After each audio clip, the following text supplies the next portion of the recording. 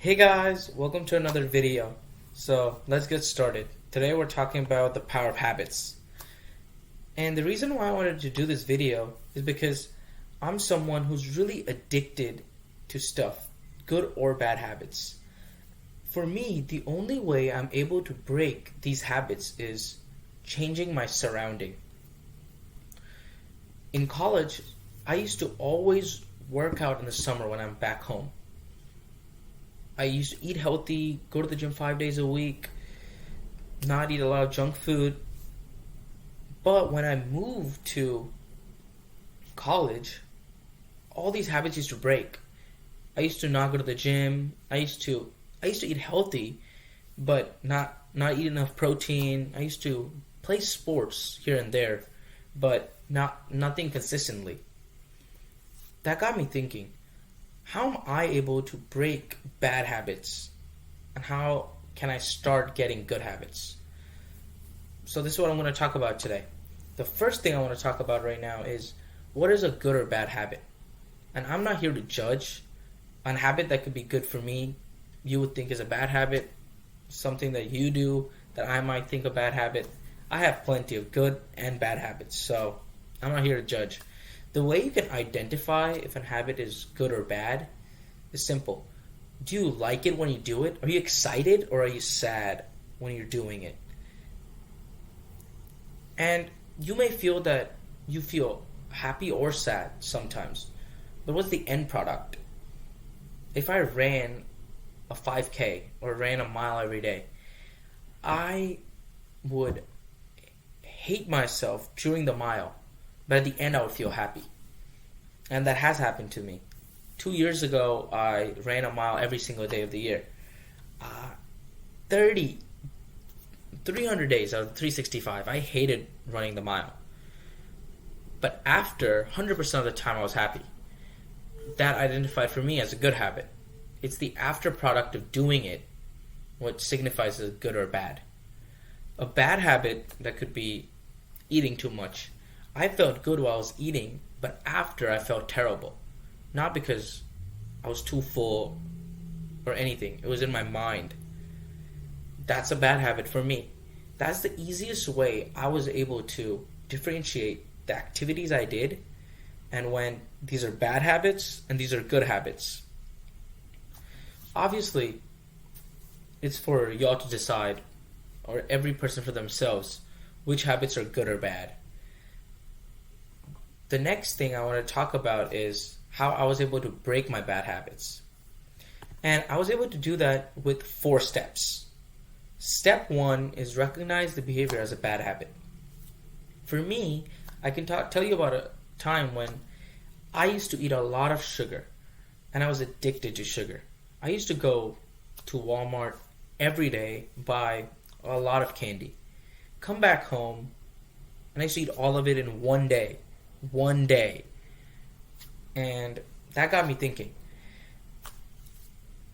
why do I keep having more sugar? One of the things I came up with was I had nothing to do and I always wanted more, but I felt terrible after eating it. This came to my second thing. Increase your awareness. Increase the fact of when you're doing it, how often you're doing it. For me, I was doing it every day and at night especially. In the daytime I was still fine, but at night I needed a lot of candy, a lot of sugar. This made me realize the night is when I need to reduce it or think about what else I can do instead to reduce my cravings. So this is what I did.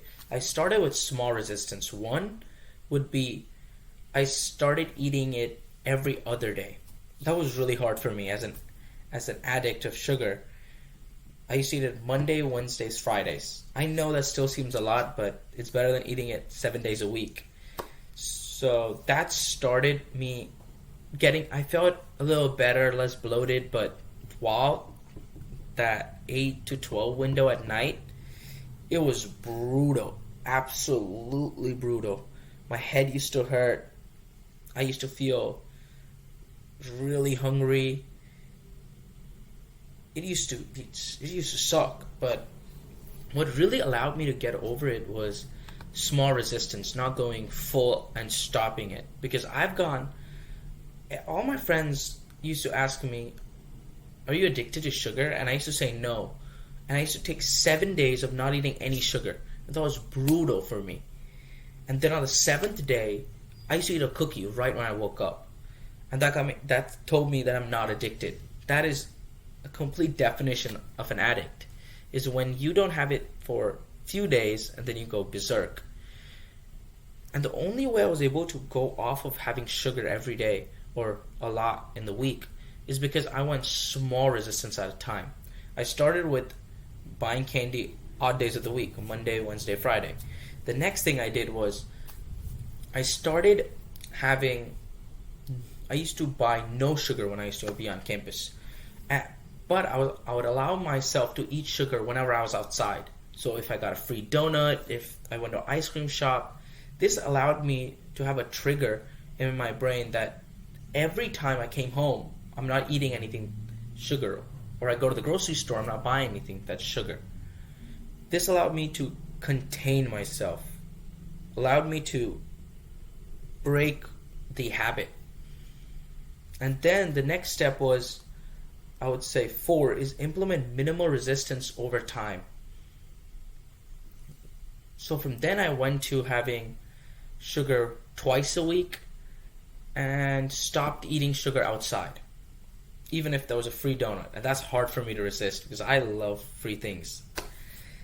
After that breakdown, now I've come to a point where I eat sugar once a week, maybe twice a week, but I don't need it. I could have honey or fruit instead. That was another good switch for me, and that would be a bonus tip, would be substitute with something that's close to it but healthy. I have a lot of fruit. I have honey sometimes if I need to. This allows me to get my sugar craving in, even without having the craving of going and buying candy over and over and over again. And there are times I've gone berserk. For a day I would have a lot of candy, but what allows me to go the next day without eating it is the constant resistance that I've done for so long that I could go one day that I eat maybe a whole chocolate bar or 2 chocolate bars. The next day I'll be done. I don't need any more chocolate. I'm eating my fruit, honey, anything, natural sugars. Really helpful. The main part about breaking bad habits is it's going to be consistency. You're not going to be able to break it in a day, but you'll be able to break it in a year for sure. And that's what the main thing for me is. The part number 3 is how I was able to start good habits. The reason it's so hard to start these good habits is because sometimes there's no gratification right away. If you eat a bar of candy, you get your sweetness craving done, right? That is instant gratification. Let's say working out. You're not going to get gratification right away. You may feel better after the workout. Maybe after a week of the workout, you look at your physique. That's not true. Maybe a month after your workout, you'll get a difference in your physique. Same with the running. The instant you start running, there's no change or no gratification. But after you run the whole mile, you feel amazing, you feel good, you feel happy, your dopamine receptors have opened up. Those things take at least, even if you run a really quick mile, it'll take you 6, 7 minutes, 8 minutes to run it. You need to delay gratification for those 8 minutes. But a chocolate bar, it's instantaneous gratification. For me, that's really hard. That's the reason why it was really hard for me to start good habits. So the steps I created that helped me start any good habit from not doing it to consistently doing it are 4 steps. Step 1 would be identify the purpose. Why do you want to start this? The reason for that is this allows you to get up out of bed if you need it, if you don't have any willpower. One of the things for me is I get up from bed and go to the gym. Some days it's really hard for me to get up and go to the gym. And those days, what I do is I go, why am I doing this? To get better physique, to feel better. Okay, so let's go. The reason behind it allows me to overcome the obstacle. It makes me look at the long-term view instead of the short-term. The next thing is practice consistently for 21 days. The reason for that is if you practice for a week, that's really good, but you're gonna lose. If you take a couple of days off, you're gonna again have to get the whole struggle of pulling yourself and pushing yourself back. But if you consistently, without stop, do it for 21 days straight, the 22nd day you could take off. Maybe 23rd day, but the 24th day you would be back into the routine. That especially resonated with me. As someone who starts something for 7 days and then goes, oh, there's no progress. Okay, let's stop. But if you go consistently, regardless, 21 days, it would transform the way you feel, the way you are, and that would trigger your brain to keep doing that. For me, eating healthy, the first 7 days, terrible. I hated it. Absolutely hated it. The next 7 to 14, it was okay. Not bad. The only thing was, I was really sad that when I'm eating good, clean, my friends are eating whatever they want. That was really bad for me. And the 14 to 21, that was a little hard, but I got over it, obviously. And the 20 from 21, that was amazing. It allowed me to really feel much better, not have a lot of cravings, be able to do everything I wanted to do without having the drawbacks. That could be the cravings, not feeling that good, feeling like the effort really doesn't matter, all of those things. Step 3, and I would say step 3 and 4 are the most important and the most valuable steps for me. Step 3 is acknowledging moments of reluctancy. We always have that time when you're in bed and you go, I've gone 4 days out of the week. Some days you'll have willpower to go to the 5th day out of the week. Some days you'll give up and say, I'll go tomorrow.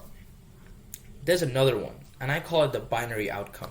It means that you could sleep in for the next 2 hours, then get up and go to the gym, and that still counts as a success. It's those days when you don't feel like doing it, but you don't have the willpower to push through. You just take time. Let's say you're trying to get 5 really strong habits.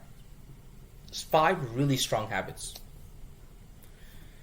Eating clean, going to the gym, running a mile, becoming more friendly, becoming more social. Let's go with those 5. You look at out of these 5, what are the most important one I want to accomplish?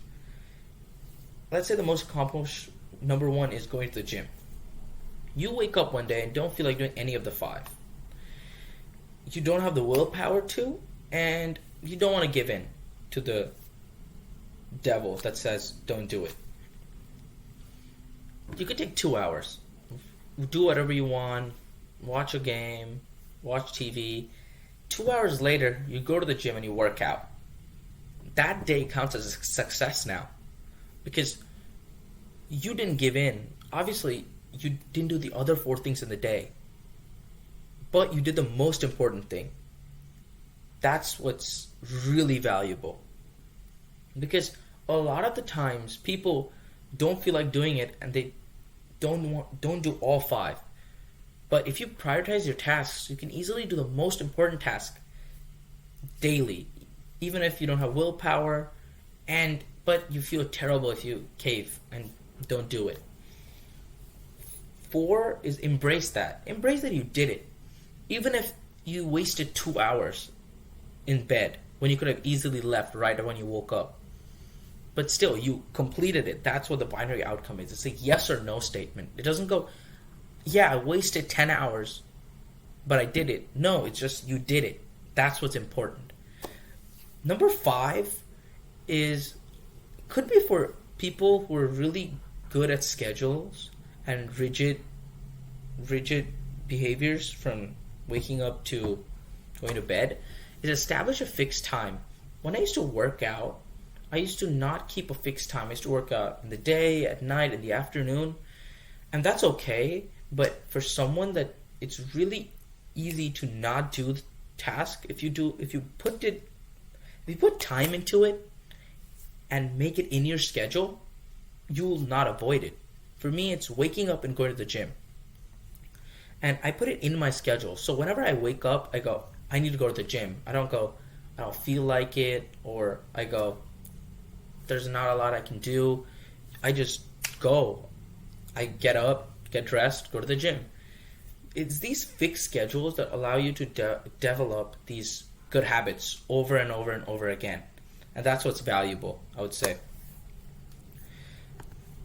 And this is what I want to talk about today, the power of habits. I heard somewhere that your habits determine your character, and your character is what you are. And these habits, these small habits, good or bad, really can show what you are as a person. So that's why I wanted to create this video, to help anyone that needed help with breaking their bad habits, starting good habits, or just letting you know that we'll all have bad and good habits. So just improving one of them, either stopping a bad habit or starting a good one, is really valuable. So I'll see y'all next time. Bye.